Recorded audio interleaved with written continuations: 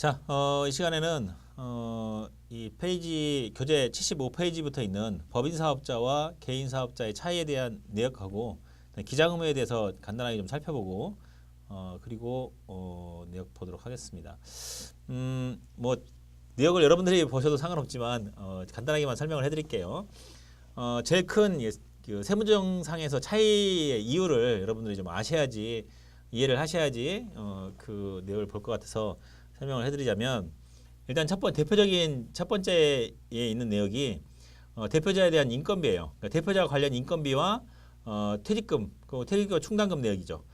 법인은 대표자도 법인의 근로자예요. 그러니까 법인 소속에 있는 법인과 계약을 맺은 근로자인데 반해서 개인의 사업소득은 개인 거예요. 그러니까 개인의 뭐 소득을 뭐 급여를 책정을 해놔도 어차피 그 소득에서 사업에서 남은 돈은 전부 다 사업주 본인 거다 보니까 아무리 개인 사업에서 본인의 급여를 책정해 놓는다고 한들 그 금액을 경비로 인정해 줄 수는 없는 거예요. 왜냐하면 나머지 게 순이익이 전부 다 본인 거니까.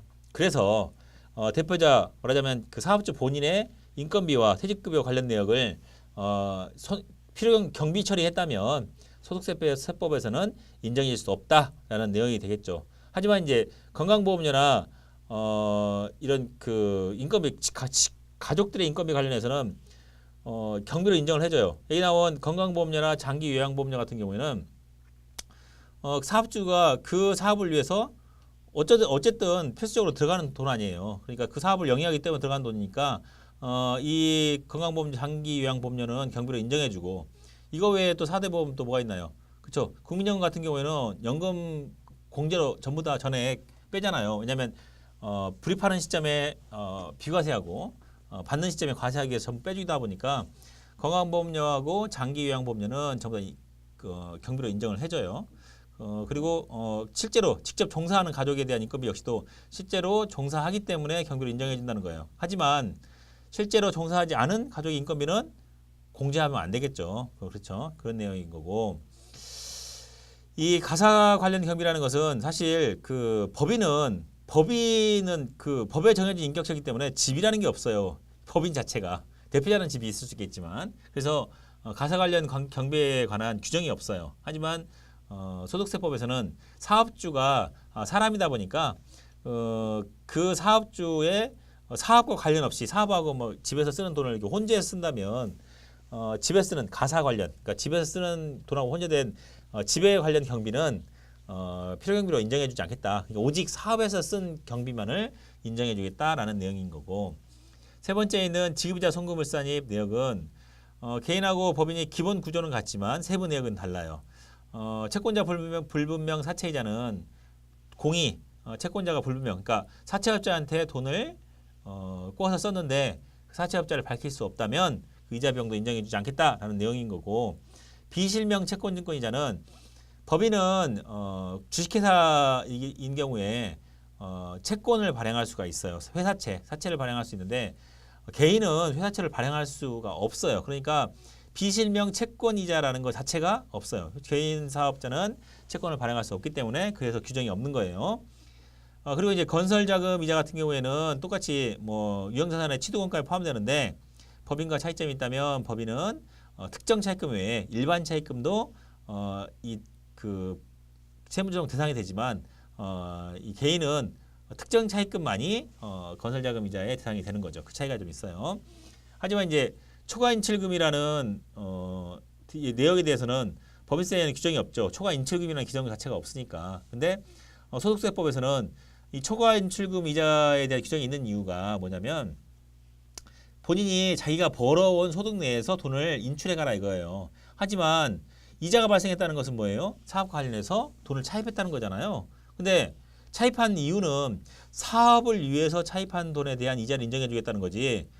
사업을 하려고 돈을 차입해 가지고 본인이 가져다 썼다. 인출이라는 것은 가져간 거 아니에요. 그러면 본인이 가져다 쓴 것은 사업을 위한 내용이 아니기 때문에 사업을 하겠다고 돈을 차입한 이자이기 때문에 이자를 인정해 준 건데 그렇지 않고 본인이 갖다 썼다면 이거는 사업과 관련된 돈이 아니다라고 생각해서 초과 인출금, 그러니까 초과 인출금이라는 것은 인출한 게 자기가 버는 것보다 더 많이 차입한 것을 갖다 썼다 이거예요. 그렇기 때문에 그 이자를 인정하지 않겠다는 거예요. 뒤에 가서 이제 그 내역을 설명을 해드릴게요. 이 프로그램상에서 뭐 차입금 적수, 그다음에 인출금 적수 이런 거 계산해서 하는 거니까.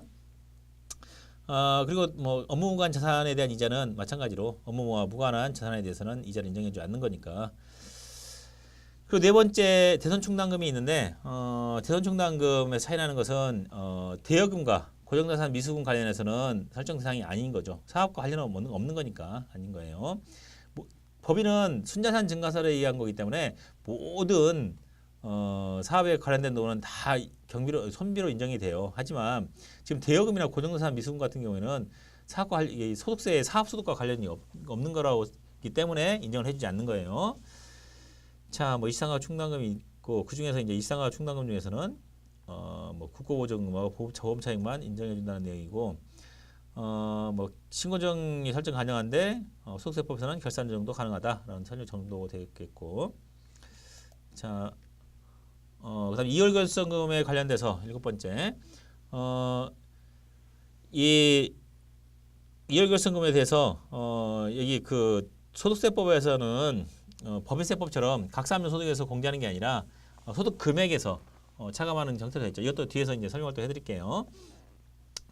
아까 말했던 양도자산의 상각비에 대해서 양도자산 그 처음에 이제 개정세법 내역에서 사업용 그 업무용 차량이죠. 업무용 차량에 관련된 것만 처분손익을 인식한다고 그랬잖아요. 그 이외에 업무용 차량 이외에 모든 유형자산은 처분손익을 인식하지 않아요. 개인들은. 그렇기 때문에 처분하기 전까지 들어간 감가상각비는 오랄상각으로 해서 시부인을 해야겠죠. 하지만 이제 법인 같은 경우에는 처분손익을 인식하지 않아도 인식하지 아니라 그 감가상각을 인식하지 않아도 처분손익으로 인식이 그만큼 또 감안이 되기 때문에 굳이 대상은 아니라는 거예요.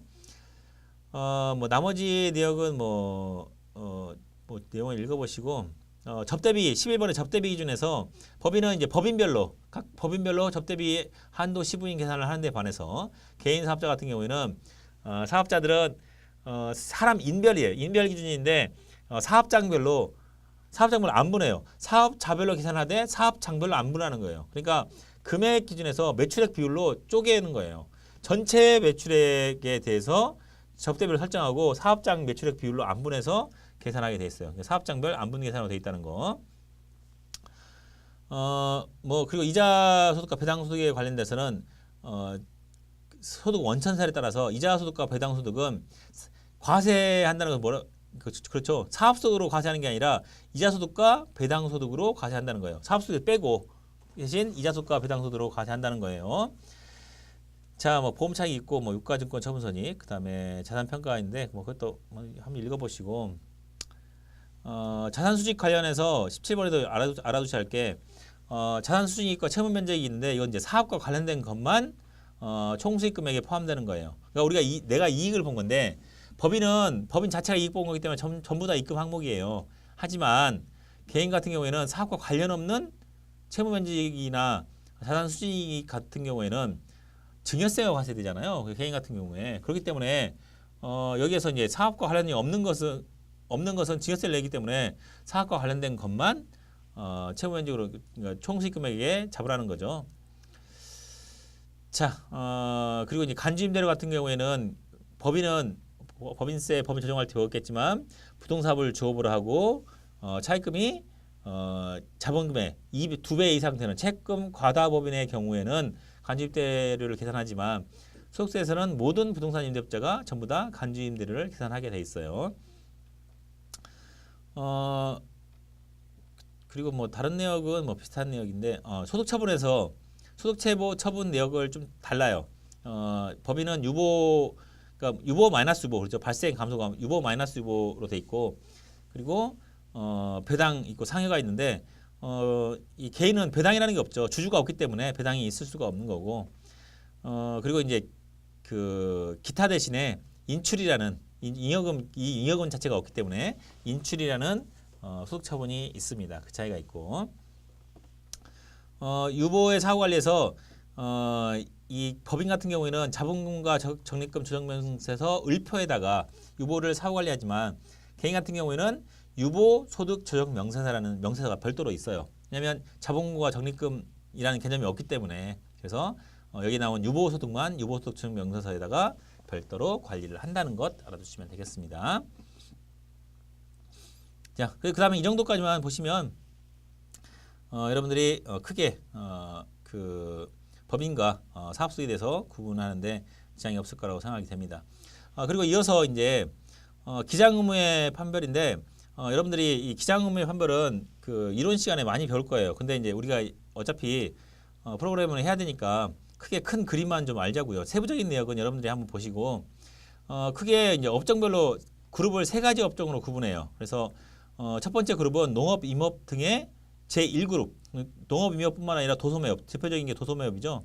도소매업을 1그룹으로 하고 제2그룹은 제조업, 음식, 숙박업이 제2그룹이 되는 거예요.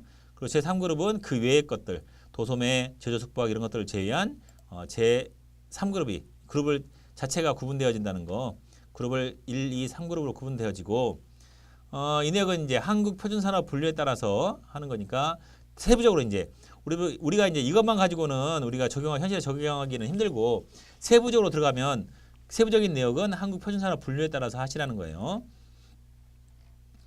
자, 그다음에 이제 기준 수익 금액인데 이 그룹별에 따라서 1그룹이냐, 2그룹이냐, 3그룹이냐에 따라서 크게 그 의무가 달라지는데 금액에 따라서 제가 표를 만들었는데 크게 표는 추계 신고할 거냐 혹은 장부 작성을 할 거냐.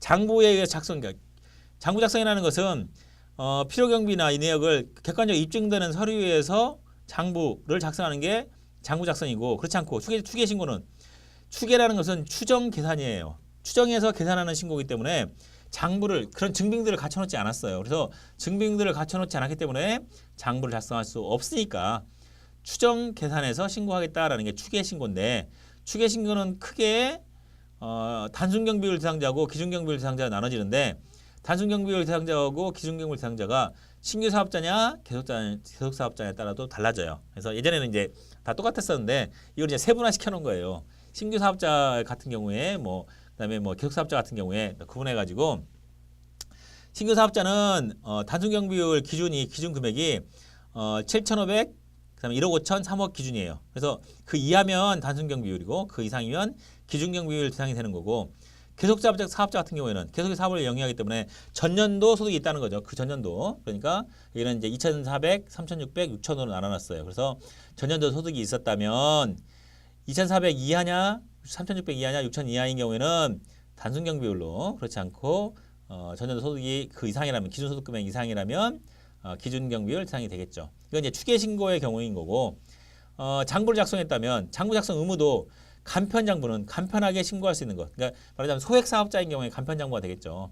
그 기준금액이 7,500만 원, 1억 5천, 3억이 기준이에요. 그래서 제1그룹은 3억, 도소매에 관련돼서 3억, 그 다음에 제조업은 1억 5천, 그 다음에 서비스업은 7,500만 원 기준으로 해서 이 이하인 경우에는 간편장부로 작성할 수 있어요. 하지만 간편장부 대상자가 복식부기로 장부 작성하면 어떻게 한다 그랬죠? 그렇죠. 기장세액공제를 주는 거예요. 기장세액공제 한도 100만 원으로 해서 소득금액의 20%를 기장세액공제로 해줘요. 반면에 복식부기 의무자는 복식부기가 의무이기 때문에 복식부기를 작성하면 당연히 작성해야 되는 거니까 기장세액공제가 없어요.